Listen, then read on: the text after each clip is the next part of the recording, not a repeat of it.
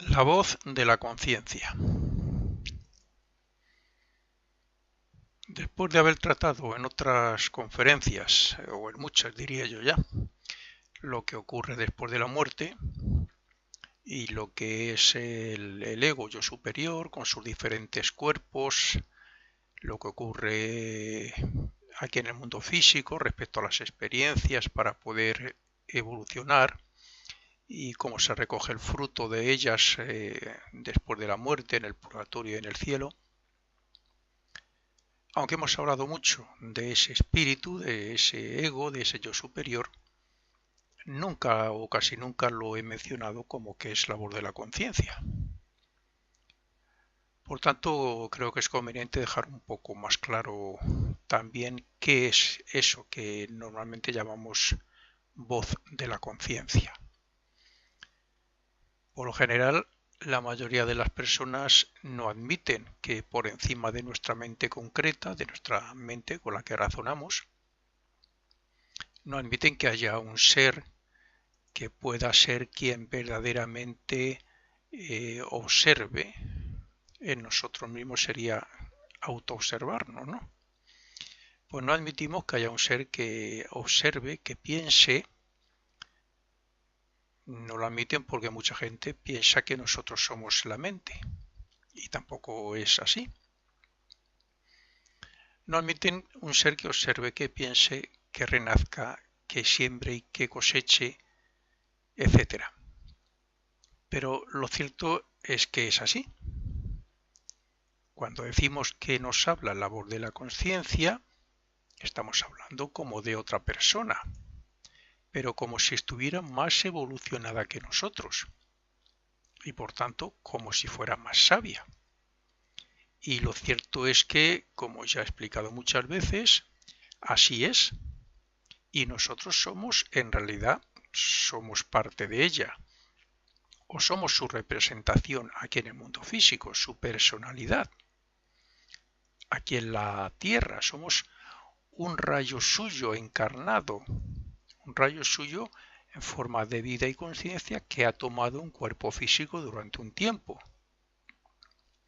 Pero ese rayo en realidad pertenece a nosotros como yoes, como verdaderos yoes, como ese yo superior o ego que está en esos mundos espirituales.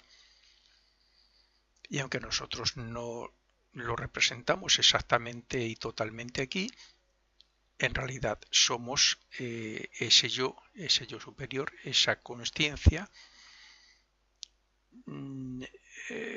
distanciada durante un tiempo, durante la vida de nuestro auténtico y verdadero ser. Nosotros somos instinto, deseos, sentimientos, emociones y razonamiento. Pero ese otro yo, el verdadero ser superior a nosotros o nosotros en nuestro propio mundo, también se podría decir, se manifiesta en nosotros aquí como personalidad, se manifiesta como conciencia, voluntad, pensador, observador, se presenta como discernimiento, a veces como profecía y otras incluso al menos como poderes ajenos al hombre. Ese yo superior o ego del que estamos hablando es algo así como el representante del verdadero espíritu diferenciado en y por Dios. Aclaremos esto un poco porque hay mucha gente que no lo tiene claro. Los ocultistas, los que hemos profundizado en la filosofía oculta, sabemos que nuestro origen es Dios, que Dios nos diferenció de Él. Somos a imagen y semejanza suya, pero diferenciados de Él. Y en Él mismo. Por eso está escrito en la Biblia que en Dios vivimos, nos movemos y tenemos nuestro ser. Pues bien, esa mónada, ese verdadero espíritu en esencia diferenciada por Dios, se manifiestan varios mundos por debajo del mundo de Dios como un triple espíritu. Triple porque Dios es triple, es triuno. tiene tres poderes principalmente, tres formas de manifestación. Y nosotros también. Pero como nosotros tenemos que desarrollar todos esos poderes de Dios que tenemos latentes, entonces se manifiesta ese espíritu como un triple espíritu. Y ese triple espíritu es el que llamamos normalmente el ego, el yo superior, que es una individualidad en sí misma que está evolucionando gracias a nosotros aquí en la Tierra, que nos llamamos personalidad, gracias al hombre. Ese yo superior, ese ego, esa alma, es el resultado de las experiencias de la vida divina encarnada, o sea, cuando renace, en los mundos inferiores. Es el que recoge la quinta esencia de cada vida o cada renacimiento, gracias a lo cual el hombre tomará conciencia de él a la vez que él, ese ego, ese yo superior, se identifica cada vez más con el espíritu. Nosotros, con cada evolución, cada desarrollo, cada progreso, con cada resultado de las experiencias de cada vida, hacemos que este yo superior evolucione, se eleve en conciencia, desarrolle más poderes, etc. Lo que a su vez repercutirá sobre nuestra próxima vida como personalidad aquí en la Tierra. Y eso a su vez va haciendo que el verdadero espíritu, diferenciado por Dios, el espíritu uno, con sus tres manifestaciones, como he dicho, puesto que esa imagen y semejanza del Padre, esté desarrollando sus poderes latentes, que se van manifestando a su vez en el mundo del pensamiento, donde ese yo superior, ese ego, hace que renazca, hace los trabajos correspondientes para renacer, me refiero a trabajos principalmente a sus cuerpos, la creación de cuerpos, para renacer y experimentar. Y volvemos a lo mismo, la experiencia trae consigo un progreso, evolución, que llegan al yo superior, a ese triple espíritu, y que al final repercute en esa esencia divina, en ese espíritu verdadero triuno, diferenciado dentro de Dios y por Dios mismo. Por tanto, es un ser divino en su esencia, pero pendiente del desarrollo necesario que le haga tan puro y perfecto como para identificarse con Dios. O sea, para identificarse con Dios tiene que desarrollar todos sus poderes latentes que tiene, los poderes de Dios que tiene latentes, elevarse a través de todos los mundos superiores, experimentando y progresando a través de sus diferentes cuerpos. Mundo físico, mundo etérico, mundo de deseos, mundo del pensamiento, y así periodo tras periodo, etapa tras etapa, llegaremos a nuestro origen. Su desarrollo depende de las experiencias que obtenga en sus cuerpos físicos y superiores a través de los mundos donde experimenta y desarrolla sus poderes latentes, pero normalmente se le identifica como pensamiento individual o como el pensador. Sin embargo, su situación está por encima de la mente concreta con la que razonamos. El ego está en las regiones superiores o abstractas del mundo del pensamiento, y por eso el hombre, la personalidad razonadora, anhela la unión con algo superior que, además de con nuestro Padre, también lo es con nuestro ego.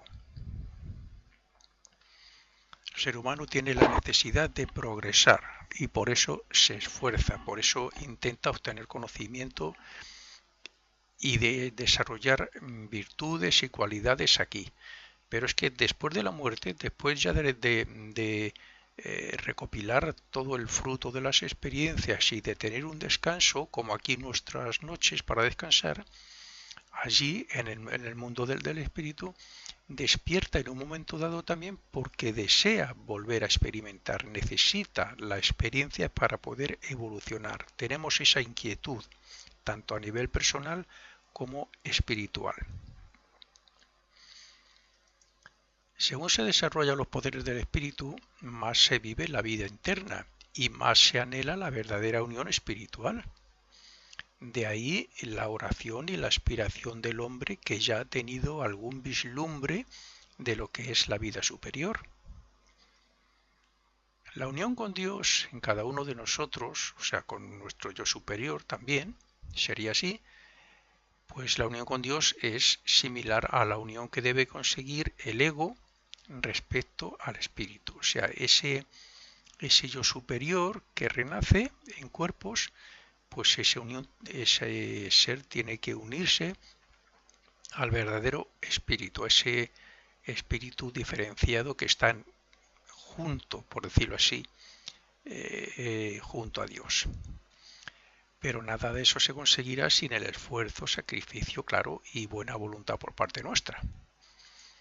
Nuestro deber de colaborar, de intentar facilitar ese desarrollo a nuestro verdadero yo, a nuestro espíritu. Lo que nosotros creemos que somos como verdaderos egos es una pequeñísima parte de lo que en realidad es el ego en su propio plano.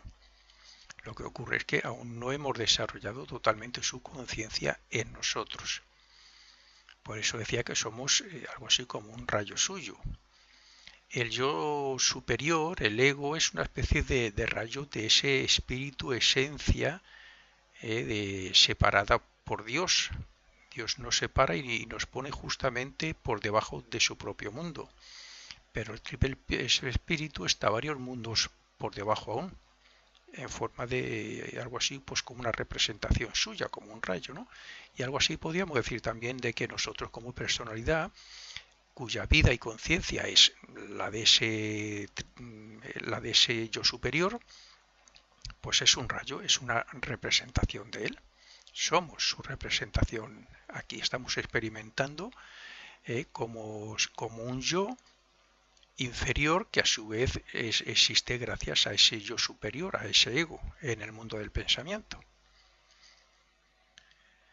Deberíamos actuar como ego sabiendo que cuando tengamos conciencia de él será como haber desarrollado el Cristo en nosotros mismos. Deberíamos actuar como que nuestra vida es su vida y como que lo que entendemos por conciencia es su conciencia y su voluntad.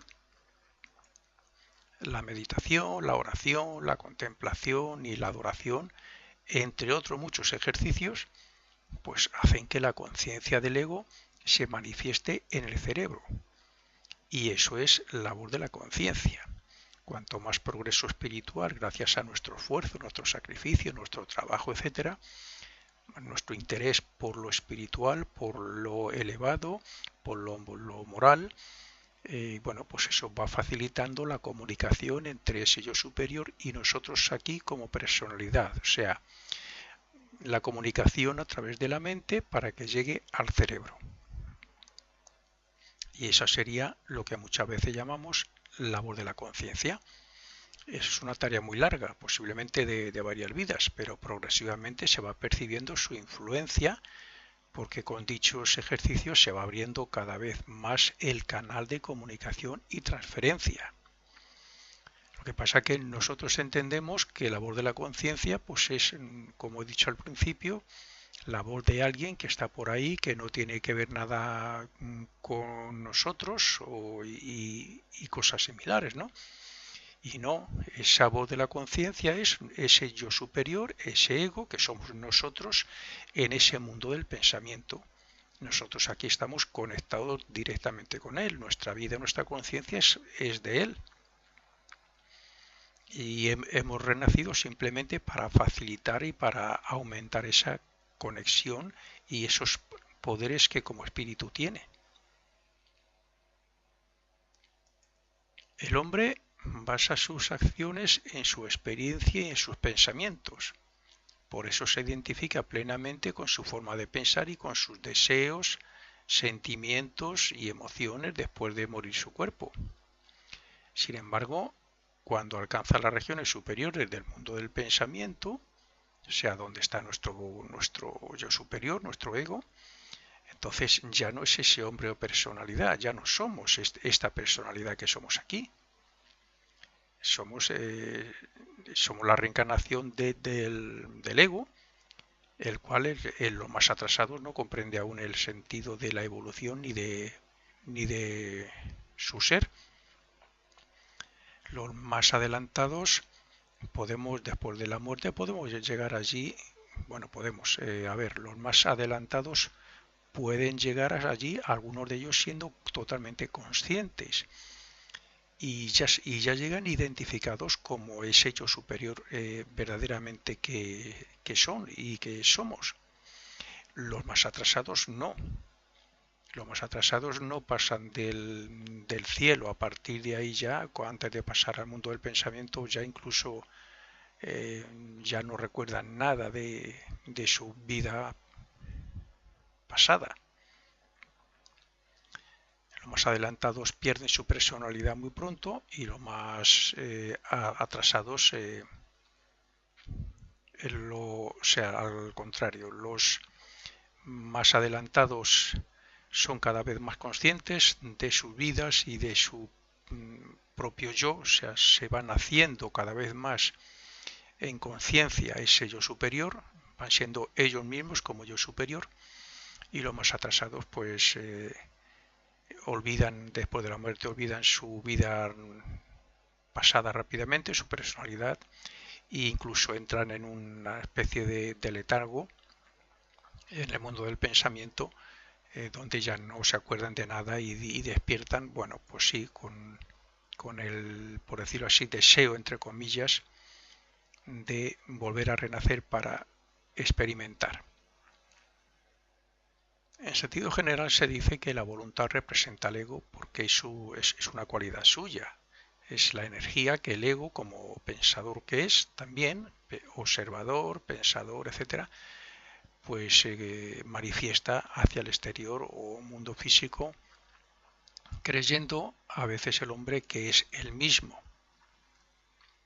Lo mismo que algunos piensan que ese ego, ese yo superior, es un ser extraño a nosotros, pues hay otros que piensan que somos nosotros mismos, como pensadores. Esta voluntad está determinada o condicionada por la razón, por las experiencias pasadas, por conclusiones, etc. Pero no hay que confundirla con los deseos, los que están condicionados desde fuera y dependen de los cuerpos inferiores, de la personalidad. El deseo es la energía del ego, también como pensador. La energía del ego dirigida hacia afuera, pero condicionado por los objetos. Por eso, cuanto más atrase la evolución de la humanidad, el deseo dominaba a la razón, a la mente, y el ego apenas podía manifestarse. Actualmente hay una lucha en los que comenzamos a ver el verdadero sentido de la vida y deseamos terminar cuanto antes con los renacimientos. En el futuro, ese ego, ese yo superior, impondrá su voluntad sobre el cuerpo de deseos y entonces solo deseará lo que sabe que necesita para acelerar la unión con su propio espíritu, con su verdadero espíritu diferenciado por Dios. Para que algo exista, ha debido ser creado y debe tener un origen del cual nosotros por lo general no sabemos nada.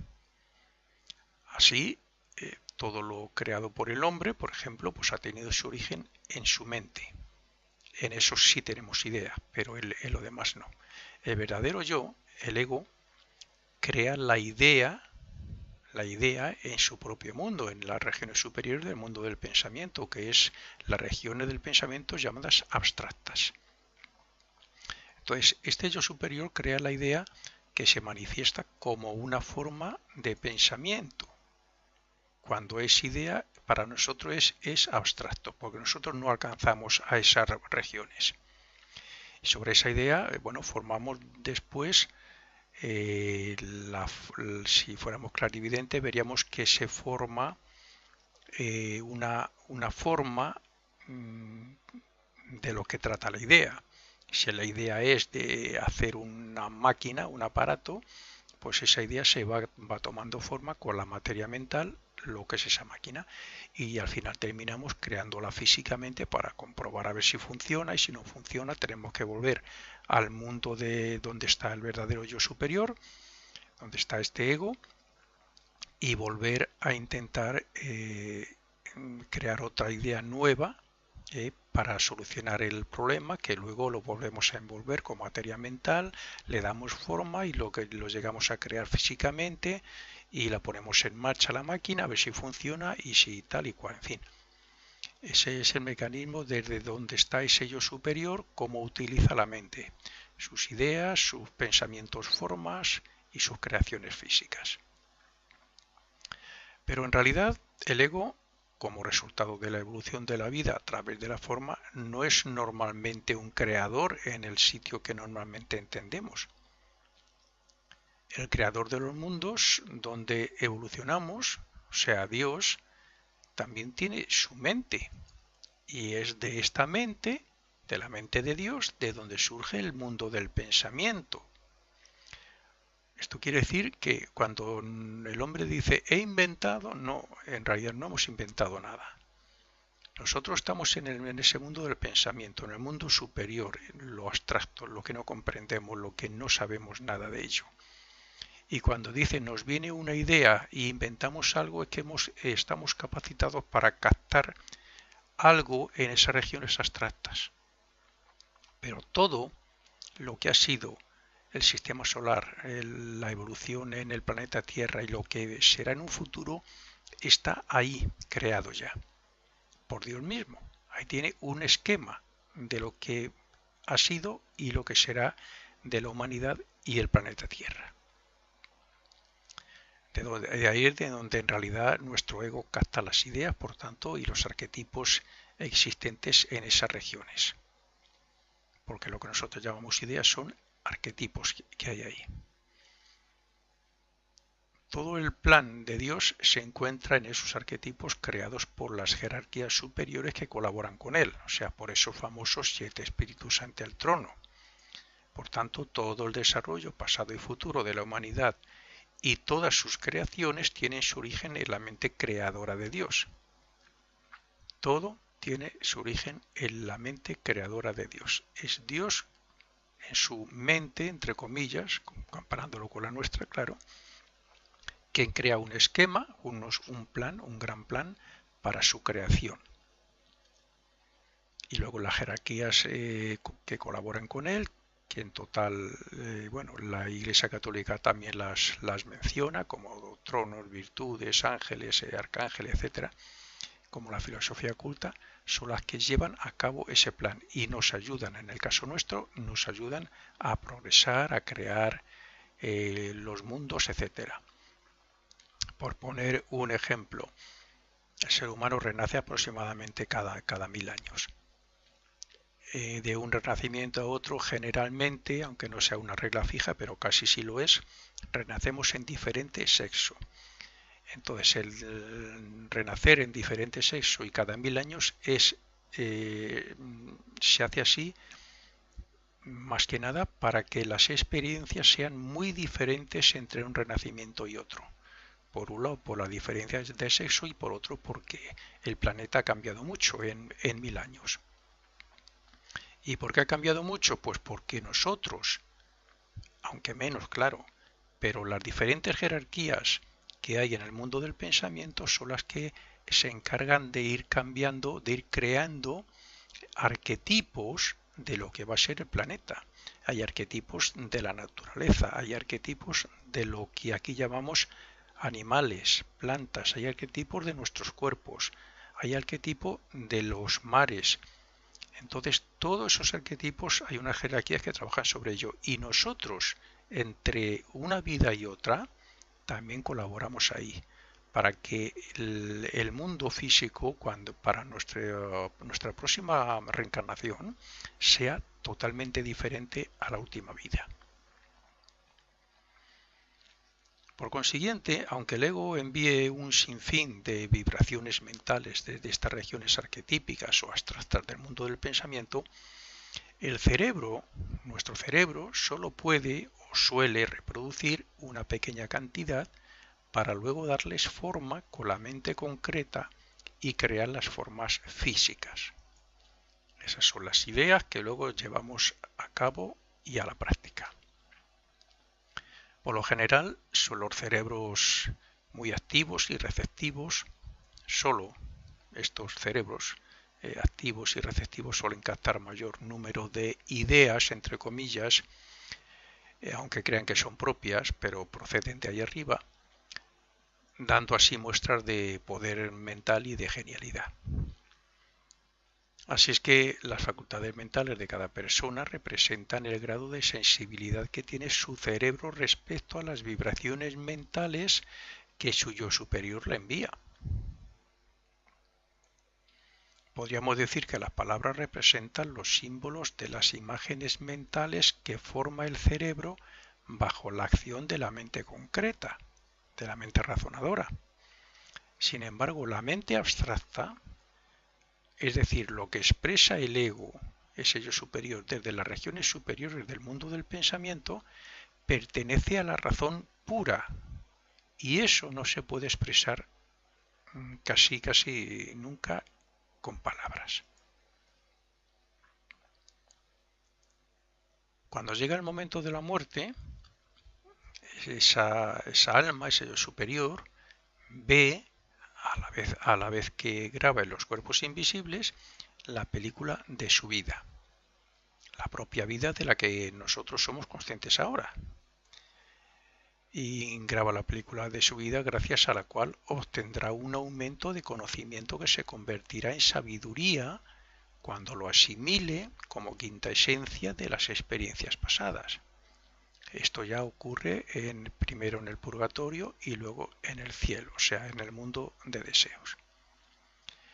Una vez desconectado el alma definitivamente del cuerpo físico, pasa al purgatorio, que se encuentra en las regiones inferiores del mundo de deseos, para sufrir el mal que hizo y grabar o asimilar sus resultados. Esta grabación se hace sobre un átomo simiente que forma parte de cada cuerpo físico que utiliza el alma para renacer, y por ser precisamente donde se graban los resultados de todos los sufrimientos o efectos del mal cometido, entonces por eso se suele llamar en filosofía oculta el libro de los ángeles archiveros, o el libro de los ángeles del destino, que es un parte de los ángeles que tiene que ver con la formación de nuestros destinos de acuerdo a nuestro karma, a las deudas kármicas que tengamos. Este átomo o libro del destino tiene principalmente dos funciones. Primera, sirve como base para ver qué causas o siembra hemos hecho en las vidas pasadas para que en las próximas tengamos que afrontar las deudas pendientes como efecto o cosecha que necesitamos experimentar para acelerar nuestro desarrollo. Y segunda función es que, como base de la memoria del alma que nos hablará, como conciencia, cuando reconozcamos el mal que hagamos y cuando lo hemos hecho, porque sabe que en el purgatorio tiene unos efectos de sufrimiento. Dicho de otro modo, cuando en nuestra vida surgen tentaciones que deberíamos superar porque ya caímos y sufrimos en otras vidas por ellas, ese mismo sufrimiento nos advertirá, puesto que está en el átomo simiente del cuerpo físico, precisamente para que no cometamos ese mismo error. Pues eso que estamos hablando de que nos advertirá, esa es la voz de la conciencia. Cuando superamos esa tentación consciente y voluntariamente, significa que hemos aprendido la lección y que la conciencia ha hecho bien su trabajo. La conciencia es el resultado de todo, o la quinta esencia que recogemos de todas las experiencias de cada vida, de cada renacimiento. Y eso se va acumulando y se va juntando y se va fortaleciendo, van desarrollándose los poderes y eso es lo que nos habla, o sea, ese yo superior. Esa es la labor de la conciencia. La evolución que ha alcanzado hasta ahora, cuanto más desarrollo, esa conciencia es cada vez más fuerte y más clara.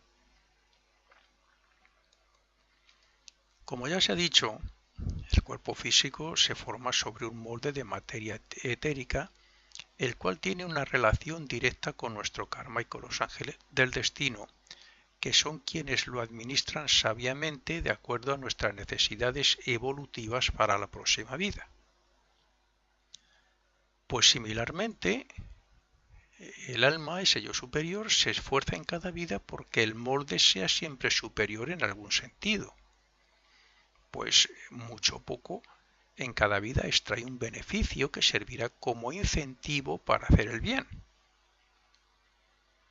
Así ha ido guiando el alma al hombre desde sus principios, desde sus primeros pasos y generación tras generación, con adelantos y retrocesos, disfrutando de los bienes celestiales y sufriendo de muy diferentes formas, pero al final el hombre responderá a las vibraciones de su ego, que no es otro que la voz de la conciencia.